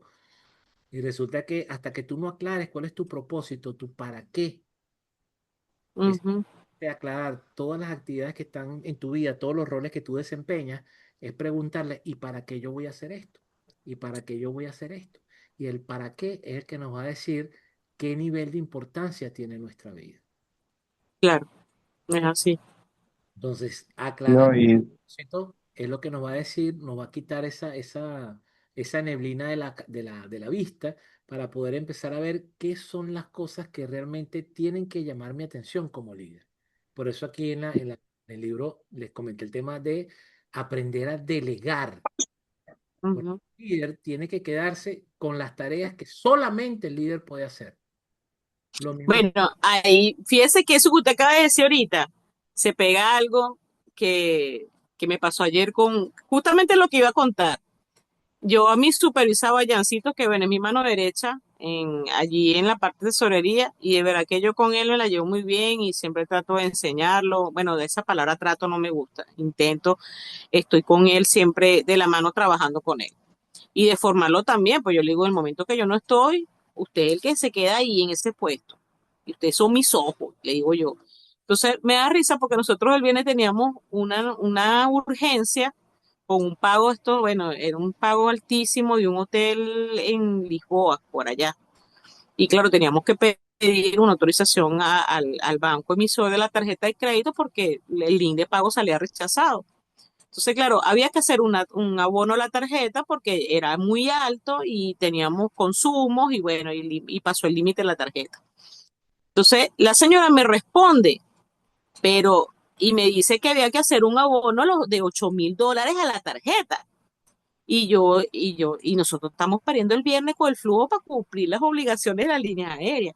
Entonces, señora Nelly, ¿qué vamos a hacer? Yo le digo, no, ya, bueno, mira, hay que hacerla uno, no, esperamos el lunes, pues vamos a esperar que hoy termine de estabilizarse lo que la cobranza y nos ponemos el lunes, no sé qué más, le estoy diciendo. Bueno, resulta que cuando el lunes fue feriado, yo me meto ayer y cuando veo el señor Jimmy, el banco, el banco hizo el débito en la cuenta, hizo el débito de los 8,000 sin previa autorización de nosotros. Ellos mismos pagaron la tarjeta para que pudiera pasar el cargo. Pero yo postergué eso porque yo dije, no, yo, bueno, yo lo puedo pagar. Hablé con Vanessa casualmente, le digo, el lunes en la mañana lo pagamos y toda esa cuestión. Y entonces, señora Nelly, pero yo le dije, yo, ¿cómo que me dijiste, Jan? Yo le dije, pero yo la vi usted tan segura. Y yo, pero si tú estás viendo el banco, mi niño, le decía yo. O sea, yo me metí, yo vi el saldo, yo dije, no, yo no tengo ahí en ese banco para pagar ese abono, porque estoy pariendo en el otro, pues, por decirle. Y entonces él me dice, no, pero es que yo la veo tan segura y yo no sé, me bloqueé. Y yo, Jan, y le digo yo le digo, tú eres mis ojos, tú estás metido allí, si tú ves que yo me estoy equivocando, porque yo no me la sé toda. Si yo me estoy equivocando, dime, señora Nelly, no, háblame con base. Si el banco efectuó el débito, mire, yo estoy viendo el débito aquí, ¿sabe? Ay, señora Nelly, bueno, será para la próxima. Ay, mira, yo lo quería, bueno, no tiene pelo, ese es como el señor Rafael, es calvito. Lo quería agarrar por los pelos, pero echándole broma. Y yo, ay, no, ya, de verdad. Pero son cosas que a veces, quizás, bueno, obviamente yo no soy perfecta, puedo tener fallas. Porque yo intento siempre formarlo a él y que, como le digo, que sea mis ojos en el caso que yo no esté, porque uno a veces vive en reuniones y él es el que está ahí en mi ausencia, pero a veces se quedan dormidos que uno dice, ay, Dios mío, de verdad que, bueno, ahí se durmió, y yo pariendo y después cuando veo la aroma ayer, no, lo quería matar, pero no lo maté, ni lo regañé así tan feo tampoco porque yo no soy así, pues. ¿Y Pero sí es una cuestión de que qué le pasa a uno la a líder? veces le da las herramientas a la persona, entonces se te quedan así como dormidos también, no sé. Ay, ¿qué pasa con la líder Nelly? Que yo no veo a Jan aquí en el club, nunca lo he visto aquí. Ah, no, porque él es del personal base, pues. ¿Y qué tiene? Él es, Y no bueno, discriminamos. porque no, porque recuerde que como en el grupo, en Molina hicieron fue el grupo, ¿cómo es que los coach con usted fue solamente la parte gerencial, pues? Y el personal base se acuerda que iba a pasar a un segundo, Sí, que eso está a pendiente. un, se- a un- Está por arrancar. exacto. Entonces, por eso no está acá, pero Pero aquí yo le puedo decir que se meta. claro, Si usted me autoriza, yo le digo que se meta. las sesiones que sean de círculo de lectura, Ok, traten de meter a su gente. ¿Ok? Y ya cuando ellos perfecto, está hagan bien. su formación, ya tendrán acceso al club completo, para que sigan Buenísimo. el proceso de formación. Ah, cuando es Está bien. círculo de lectura podemos meter a Todo lo que usted alguno quiera. de nuestros muchachos. Sí, a todo lo que usted quiera. Ah, ok, ok. Mm, ese es el de que hoy Mira, es de los miércoles, No, los ¿o no? miércoles, Sí. parece que tenemos Mm. cada 15 días formación de, ajá. Ah, ok, ok, ok, ok, por lo menos la ok. semana que viene maestría y dentro de 15 días es Es otra. el círculo de lectura. Chévere. Háganle Sí, llegar. que ese. Mira, Nelly, ¿Mm? quería agregarte con respecto al tema que dijiste anteriormente de que tus hijos te reclamaron para Ajá. compartir más tiempo. que a veces más que la cantidad de tiempo es lo que hagas, ¿no? Que sea algo de calidad, aunque sea poquito. Por ejemplo, mi mamá, yo descubrí, a ella lo que le gusta es el casino, y a mí, yo me aburro, o sea, eso de jugar bingo, darle el botón de la maquinita, a mí me fastidia. Entonces, pero ya descubrí que yo voy, yo la llevo, paso con ella, no sé, media hora, la dejo ahí, le digo, bueno, yo voy a hacer algo y te vengo a buscar en 2, 3 horas, y la dejo ahí. Ujú. Para ella eso es suficiente y no me involucra de repente tanto tiempo a mí, porque al final es algo como que orientado a lo que a ella le gusta. Entonces Claro, claro. tendrías como No, que pero en este descubrir caso, ajá, ajá. qué le No, gusta en el o caso qué de le mi gustaría a tu hijo, hijo. Ajá. bueno, en el caso de mi hijo ahorita es que, claro, nosotros estamos en una onda ahorita que vamos a la iglesia, es estar en Mm, familia, por lo menos el domingo te pasado nos fuimos por Rocoy, nos fuimos todos. Y él estaba ajá. súper feliz porque, de hecho, a mí no me gusta ir a la playa un domingo, porque sé que el lunes tengo que trabajar. Pero entonces viene y no, vamos el domingo porque Juan trabajó, mi otro hijo Juan Andrés trabajaba el sábado, y entonces dice, no, vámonos, Juancho tiene que ir para también con nosotros, mami. Y lo pusimos para el domingo justamente Mm, para ir todos. Y pasamos un día genial. Entonces trato que exacto, sí, ¿ves? de repente ir al cine, porque ya, por lo menos su mamá, bueno, porque juega bingo, pero los míos no, de repente un cine, ir a comer, vamos a la iglesia, de repente, bueno, ya él está planificando el 1 de agosto que es tu cumpleaños, mami, no, vamos a Rocoyo otra vez. Yo, bueno, vamos pues. Entonces, pero sí son cosas que, bueno, no se puede devolver el tiempo, obviamente, pero bueno, todo es un sacrificio, porque igualito, bueno, tienen ese tamaño y bueno, y gracias a Dios estamos bien, porque bueno, de una otra manera yo, bueno, tuve que salir echar para adelante con ellos, pues, pero bueno, no todo es perfecto, ¿qué se hace? Y bueno, como dice, trata de buscar ese tiempo ahorita de compartir Exacto. con ellos y eso, pues. Pero es Rafael, Pero sí lo factible, estoy pues. Y haciendo, sí lo hago. Por lo Rafael, menos ahorita le hice unas empanadas. Yo no llego a cocinar en la noche, pero tuve que hacer unas empanadas porque quería comer empanada con guasacaca. Entonces, ni modo, que se hace mm, consentirlo un poquito. Rafael sí es vivo. Rafael tiene una guardería para adulto mayor. Entonces, el llama, cocino. y él se va de copa y para va y la recoge. Eso, Sí, qué maluco. él La es idea es que Yo estés me he con ido, ella. no, pero es que yo me aburro, pero ella pasa feliz. Yo la dejo ahí, me voy para el cine y vuelvo a las 2 horas y ella ya está feliz, ¿sabes? Claro, pero ya me Entonces, imagino que ella tiene su círculo de amigos ahí. sí, la dejo con una tía o a veces hasta sola, Mm, mis pero líderes. está para bien. ella ya Recuerden, se siente como que la complací, la llevé, la busqué, estuve con ella un ratico. tú Entonces, como descubrir. juegas un cartón y te vas. Ujú. Líderes, Está bien. acuérdense de la formación que tuvimos el año pasado con ustedes. Recuérdense que la formación tenía varias palabras clave. Una palabra clave era resignificación, ¿se acuerdan? La Ujú. Ujú, segunda palabra clave era estrategia. Y si conectamos la palabra estrategia con lo que dice Rafael del tiempo de calidad, cuando nosotros vimos ujú, el tema de las relaciones, se recuerdan que una de las maneras de profundizar en las relaciones es ser estratégico en las actividades que generan acuerdos. Entonces, ujú, no es simplemente, oye, tengo poco tiempo porque tenemos que ganarnos la vida, como decía en una de las cartas. O sea, hay que ganarse la vida de alguna manera, pero no desde ese concepto de sufrimiento, de que la vida es dura y yo tengo que ujú, justificarme, no, sino que desde la realidad estoica de que no nacimos con apellido ni con una herencia, entonces tenemos que buscar la manera de cubrir nuestras necesidades. Entonces, si el tiempo que yo voy a pasar con esa persona querida es muy poco, entonces vamos a ser estratégicos y hacer que cada momento cuente. Y ese ujú. tiene que ser como dice Rafael, oye, a mi mamá le gusta el bingo. Bueno, yo voy y la llevo al bingo, juego un cartón con ella se emociona porque compartió conmigo un momentico y a lo mejor yo la dejo a ella ahí y me voy yo a hacer algo que a mí también me guste y que quizá a mi mamá no le gusta. Entonces, eso es ser estratégico. Ujú, Si yo me intereso en mi hijo, si yo me intereso en mi familia, si yo me intereso en mi pareja, entonces yo voy a saber, oye, qué cosas le importan a mi pareja, qué cosas le importan a mi hijo. Y entonces buscar que en el sí, poquito es así. con él es buscar algo que en verdad genere una huella en él importante. O sea, Sí. yo conozco personas, amigos míos, que tuvieron papás ejecutivos que no compartían mucho, y cuando tú escuchas las historias, tú dices, coño, pero tu papá no trabajaba.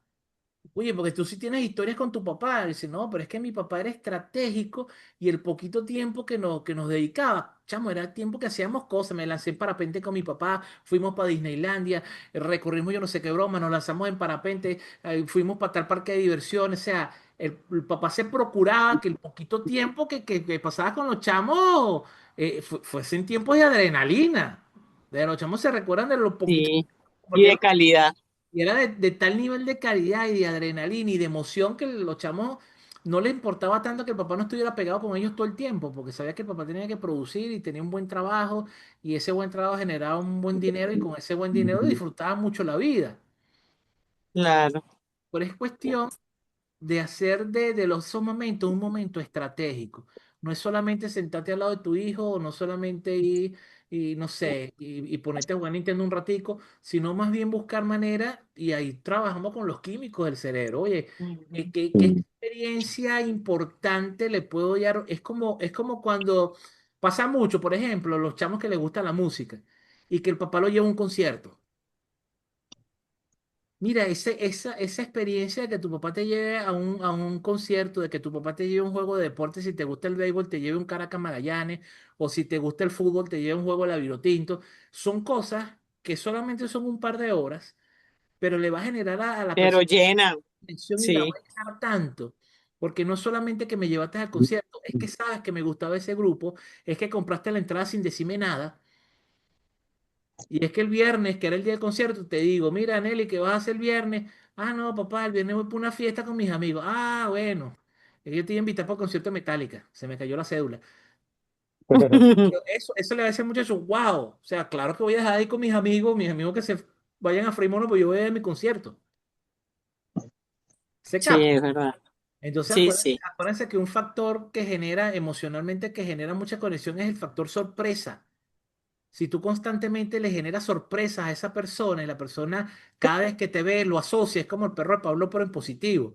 Cada vez que la persona te vea que vas a salir, sabe que viene un factor sorpresa siempre y la sorpresa no tiene que ser un viaje a Disney, es que es sencillamente que la persona sepa que tú estás pendiente. Claro. No, ¿Qué? a menos que sea como mi mamá, ¿Qué? que mi mamá agarra y dice, yo antes porque no tenía carro, entonces claro, tenía que buscar un carro para sacarla la cosa. O yo tengo el carro y digo, mamá, de repente un domingo, porque mi papá ya no está, y yo dije, bueno, o sea, yo tengo que, igualito, guerré con mi mamá y con mi papá, yo soy, imagina, yo vivo a dos casas, mi mamá y mi papá, yo soy una que llego molida, pero siempre paso por casa de mi mamá. Y voy, me acostaba en el medio de ellos, le hacía cosquillas, hablaba con ellos, tomar, y todavía lo hago con mi mamá, que bueno, ya ahorita está sola. Pero yo le digo, mamá, vamos a tal sitio. Ay, no, muchacha, yo me quiero quedar en mi casa durmiendo. Tengo que acostarme con ella ahí, arreglarle las manos, arreglarle los pies y hacer cosas en casa porque no le gusta salir. Entonces, ¿qué hace uno? Darle lo que a ella le gusta o comprar lo que a ella le gusta. ¿Qué más? No Exactamente. queda otra. Bueno, mis Está líderes, bien. Bueno, gracias. por Gracias de verdad. en esta grabación del día de hoy y también por la tertulia, ¿vale? Por la charla. La próxima sesión nos ponemos de acuerdo antes y nos traemos un cafecito o un whiskycito, ustedes me dicen, para Está después bien. hacer la sobremesa mejor. Me gustó No, más la si idea trae del un whiskycito wikisito. me quedo dormida. Nosotros hemos Yo hecho, no tomo. tenemos tiempo que no Yo hacemos, no tomo y me quedo dormida. lo decía Eli, pero tenemos tiempo que no hacemos quirones y una de las cosas que más me gustaba en el quirón era eso. Los líderes se traían su whiskycito, las mujeres se traían su vinito y entramos en una tertulia filosófica bastante interesante. Vamos a ver si hacemos un Mm, Está bien. próximos días. pero bueno. Bueno, Mira, y Eli, chévere, ¿por qué pues. está tan calladita? La tienes amordazada. No, porque Eli me acaba de mandar un mensajito de que el perrito se le encaramó encima. Y Ah, entonces está exigiendo su momento de calidad y lo tuvo que sacar un momento. mm, Escribió. Por eso Mira, estamos. mi ok. gata tumbó. Yo tenía algo allá arriba en el closecito que tengo de este lado y brincó y tumbó un poco de cosas ahí. Bueno, vale, pues gracias, señor Jimmy. Nos La vemos. semana que La viene, próxima vez que lo vea, le voy abriendo una chicha. más te vale. Más te vale. Líder, Chao. Hasta luego. los voy a Ya que comprometer. como nunca me brindaron el café, bueno, me toca brindar la chicha. Mis líderes tienen trabajo la semana que viene, Rafael y Nelly. ¿Cuál? Ajá. Necesito que agarren a sus líderes, a los 11 líderes de la formación, Ajá. inviten a que vuelvan a conectarse con el club. Ok. Bastante tiempo que no No, ven. hay que darle palo. Hay que, hay que, Concha. hay que motivarlos, hay que hacerle un discurso motivador. Ay, hay que darle palo. Y el, Porque uno siempre se mete y ellos no, que tiene diferente ellos de uno que no puedan ingresar. ¿Cuál es, Eso cuál está es en la la charla? persona. ¿Cuál es el tema próximo? el pensamiento enfocado versus el pensamiento creativo. Cuando yo les mande la invitación, Ok. a ustedes Ajá. echan ahí y colocan ahí en el grupo. Ujú. "Muchachos, esto va a estar interesante, métanse. Hay que rescatar a las ovejas como buenos Ok. pastores. Sí es, así es. Daviana, Está bien. por ahí Daviana te está diciendo, Nelly, que se identifica contigo Sí, ya lo leí, es así, porque es como decir, no hay mala universidad, sino malo estudiante. exactamente. Así es. Es totalmente Ujú. cierto. La universidad puede ser muy mala, pero si tú eres bueno, la universidad Eres bueno. puedes estar en Harvard, pero si tú eres mediocre, eres mediocre. Así consigues. Así mismo es. Así que nada, mis Sí, líderes, señora.